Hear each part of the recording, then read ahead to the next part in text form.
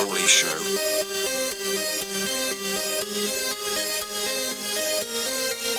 And news.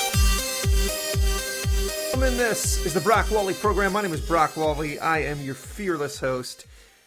This evening, Trump delivered a speech. I heard about half of it. I got to tell you, man. However you feel about the Donald. The Sahara Desert of anti-Americanism and borderline Benedict Arnold betrayal. The guy sounds like sweet nectar to the starving and thirsty. But, anybody with half a brain knows that, I've said this forever, Donald Trump is seriously like rolling the dice at a craps table. I mean, the guy really is. There's a lot of things I like about him, though. For example, I mean, even if the guy just likes America, and I think he loves America, then I think that part of him is 100% genuine. But even if he just likes America, my fellow Americans, we're like light years from where we are. Even if he doesn't wake up in the morning and think to himself, how can I slit the Achilles heel of my own nation while sitting at the seat of power at 1600 Pennsylvania Avenue? Even if that's the case, we got good days in front of us. So there you go. I think the guy majorly moved the needle with this thing. I heard just populism dripping from his lips. He knocked it out the park. And the media, I got to tell you, the level of detachment. I mean, you got guys like, I listen to CNN from time to time. It's one of the only alphabet soup I can stomach. And you got guys like, and these people will claim to be conservatives. But the level of detachment, you get people warning, straight-faced, passionately warning about cult of personality. After 8 years of Barack Obama, and these guys were silent as a church mouse, we got people straight-faced warning you via the television screen, the fears of a cult of personality.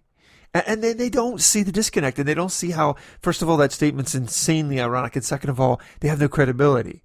Maybe, possibly, for the last, basic decade, we heard warnings of the blatant soft totalitarianism, the lawlessness, the race baiting, the dividing the nation, race, class, gender. Maybe if these talking head empty suits were warning the American people at that point in time, maybe you could say, maybe these guys have some credibility. But to straight face and look into this camera and say, well, Barack Obama's still in the office, that we should be fearful of cult of personality is just so painfully detached. And the only explanation I have is these guys are they're like echo chambers.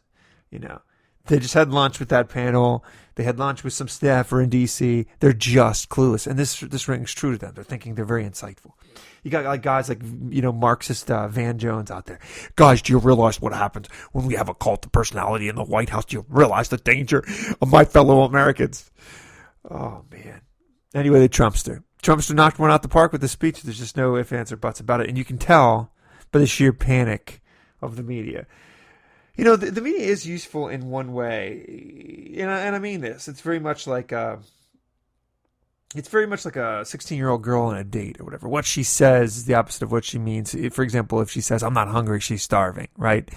So on and so forth. Now, the feminazis out there are going to be like, "Oh my gosh, Brock's advocating rape." What she says doesn't. No means no, Brock. No. What I'm saying is an insecure.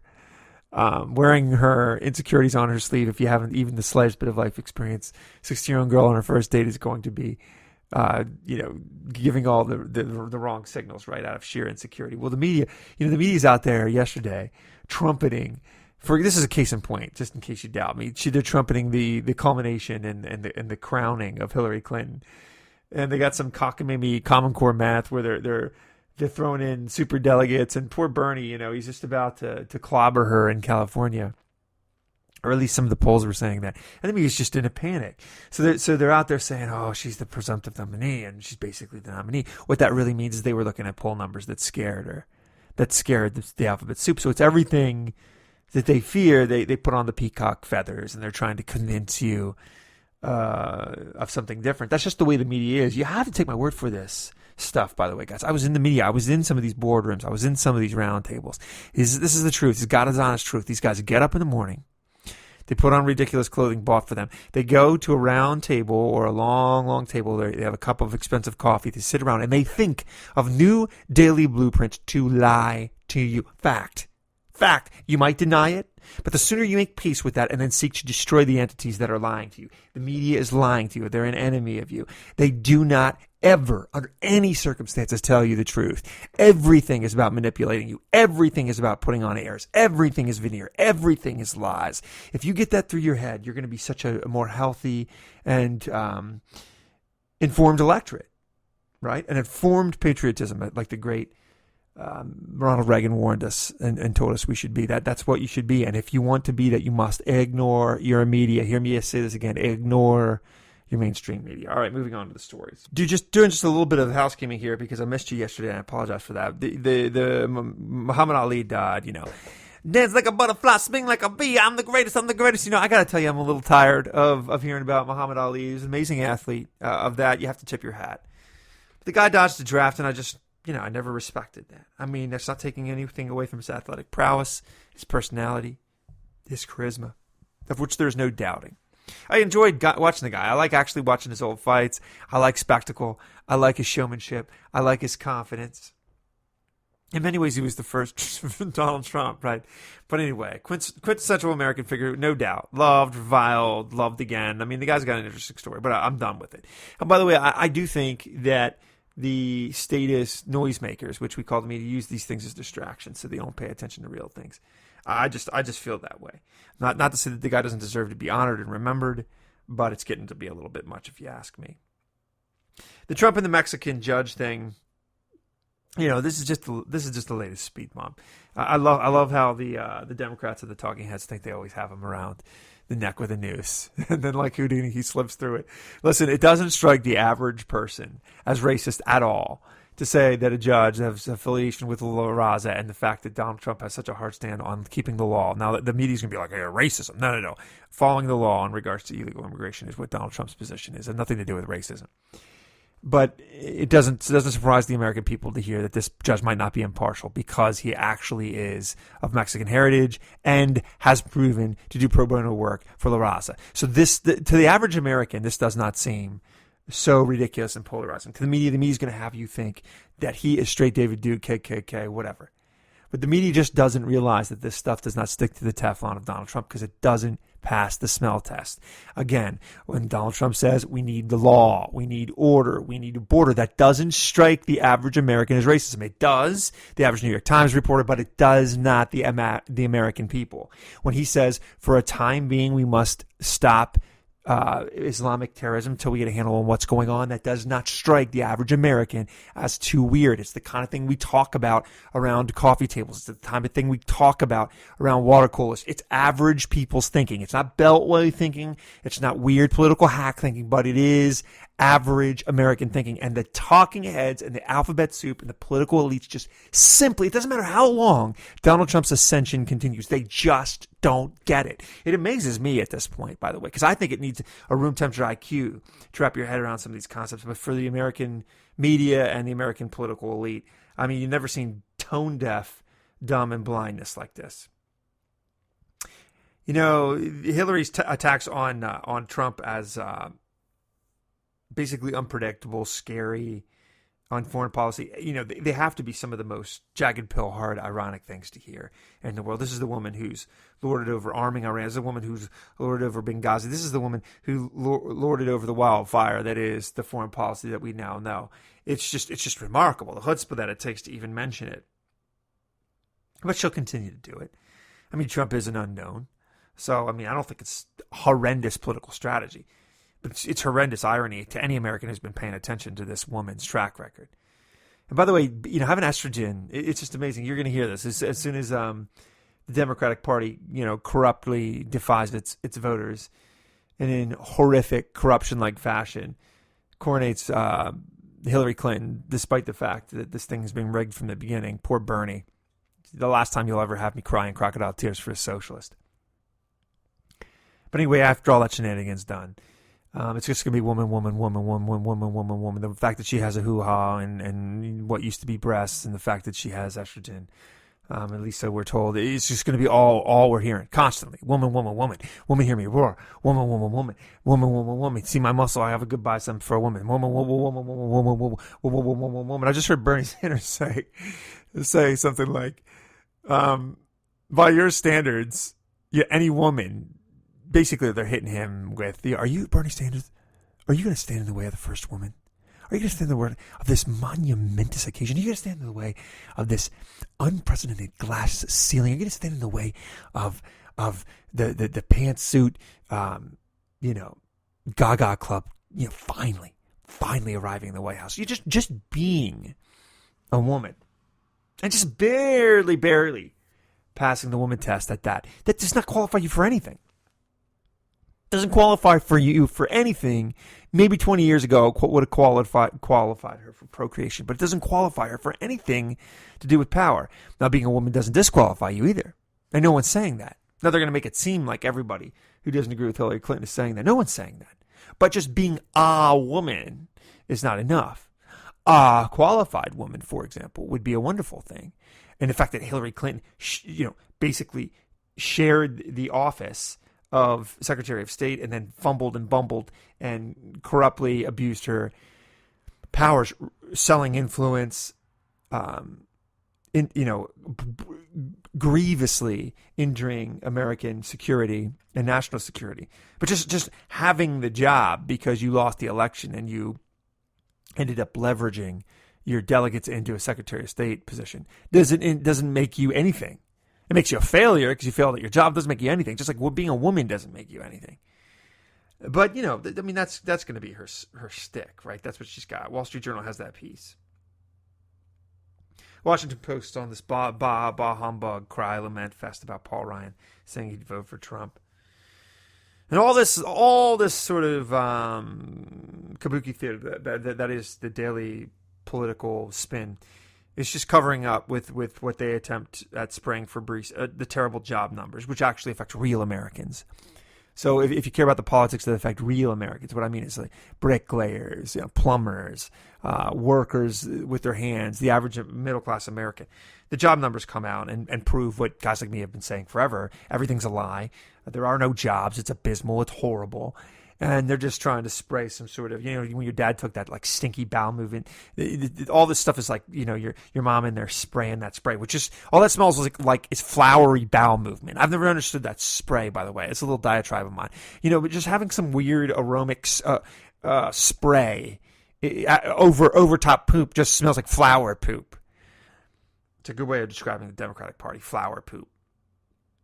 The Swiss, ladies and gentlemen. The Bernie Sanders, Swiss, what the left always talks about as the socialist haven of rest. They just rejected guaranteed income by a wide margin. Oops.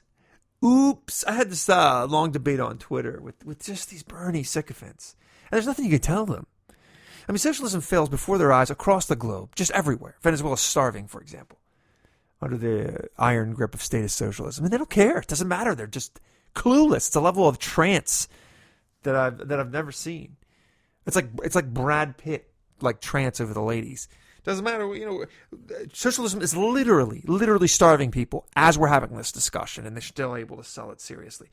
The Swiss, which are their, gold standard of turn your attention to the Swiss if you ever doubt socialism, they're rejecting it. As we're having the conversation, they're rejecting it.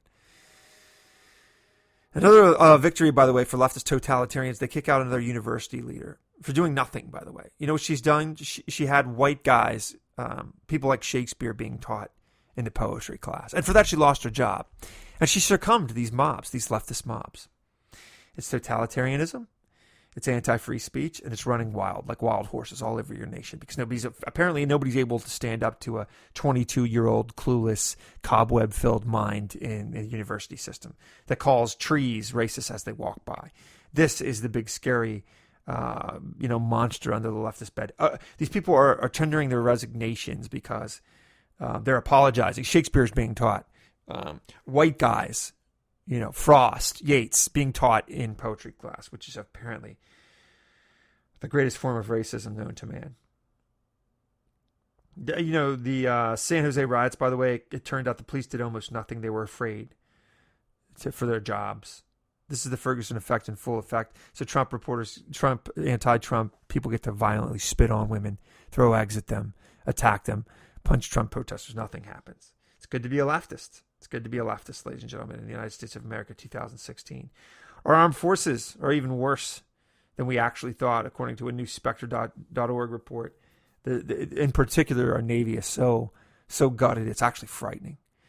If you think about North Korea firing arms, if you think about the major move in the South Pacific by China, if you think about Russia doing flyovers on our aircraft carriers, and if you think about Iran being nuked, if you think about the world as it actually is, I'm not talking about the alphabet soup world, I'm talking about the world as it actually is, and then you think about Barack Obama has just got your Navy and got your military, it should cause you to lose sleep. It just should. I'm just telling you, it should. Spectre. I'm sorry, I'm mistaken. The Spectre is a different article. Spectator.org is this piece. Again, Rome, an economic mass, the fruits of the socialist tree, the fruits of the big state tree, the fruits of the welfare state, literally on fire. But nobody cares because that would involve common sense. More on the Hillary email revelations, by the way. She casually revealed and received the names of highly sensitive people, spies, for lack of a better word, in her personal email account as a Secretary of State. It's hard to see how she gets away with this. It's unbelievably law-breaking. It's unbelievably illegal. It's unbelievably dangerous. People's lives were at risk, but it doesn't matter because she's Hillary Clinton. Breitbart.com has that. Straussel also has a piece in the Wall Street Journal, Email Evasions. Hillary's lawyers try to say nothing, which means there's something. It still is possible. It's not likely because of the fact that we have law for some and not for others in this nation, and that's been fully established in the last 8 years. But it's possible that Hillary Clinton's still indicted. And even for that reason alone, I hope Bernie stays in it. Criminal immigrants not being reported. This is one of the most shocking stories. They found several hundred illegal immigrants. I'm talking about rapists, murderers. I'm talking about the worst of the worst. This was an investigative report in the Boston Globe that illegal immigrants were not only not deported, but they were released back into Gen Pop because people just didn't know what to do with them. It's how broken the system is. MSN.com has the story. Boston Globe did an extensive investigative report on this. This should offend you. That's why Hillary Clinton's message is going to fall flat. And that's why Donald Trump simply saying we got to take care of our immigration problem is going to matter. The fact that Keith Steinle was bleeding out in the streets should have mattered to people. The fact that guy was deported 5 times. These are all facts, by the way. It's not Brock's opinion. These are facts. The fact that doesn't matter to an entire party, the fact that there's just open lawlessness, and the fact that when anybody tries to address it, they're called a racist, is proof of the Alice in Wonderland world we live in. Bernie finally attacks Hillary Clinton for the foundation money. A little too late, by the way, Bernie. A little too late. Yes, because she was a Democrat, you treat her with kid gloves, velvet gloves. That was a mistake. You should have drawn attention to her corruption. You should have drawn attention to her emails. You should have drawn attention to Clinton cash. You should have drawn attention to her foundation money laundering. You should have drawn attention to the fact that she's a despicable human being. But you didn't. And I think you actually probably would have beaten her if you did. Europe has a huge polygamy problem. And I'm going to give you one guess as to why. And if that guess is Islam, you'd be correct. Polygamy, all of a sudden, a huge festering wart in the culture of the Europeans. That's not the Irish, ladies and gentlemen. It's not the English. It's not the Germans. It's Islam. It's Islam. Hear me say this very, very clearly into this microphone. It is Islam. The clash of civilizations is a clash of cultures. To say so is just speaking the truth.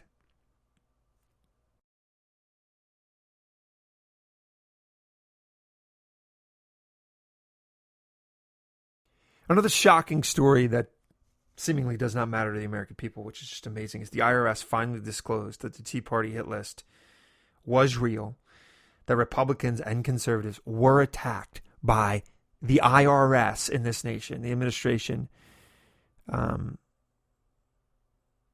Just blatantly politicized and fanged and toothed up the IRS against their political opponents. Just blatantly did this. And of course, everybody knew that this was true, but there was all smoke, there was all this mirrors, there was all this noise, a blitzkrieg of nonsense and doubt. The 501c3 rather groups. And this, of course, turned the election. Bear in mind, this all happened leading up to Barack Obama's re-election. And he went after political entities that were going to harm him with the IRS. And bear in mind, this happens. The IRS finally discloses this. You're not supposed to pay attention, by the way, and most Americans won't. And I have to listen to some GOP types lecture me on the dangers of Donald Trump.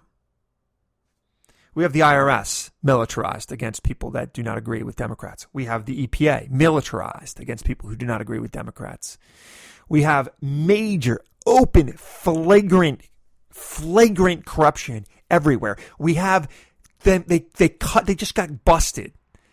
The Secretary of State's office just got busted cutting up footage, deleting video footage that revealed secrets of their Iran deals. I mean, every day, just blatant corruption, not hiding it, not saying you're sorry for it, blatant, naked corruption. And I have to listen to so-called Republicans warn me of the cult of personality, warn me of the lawlessness of a Donald Trump administration.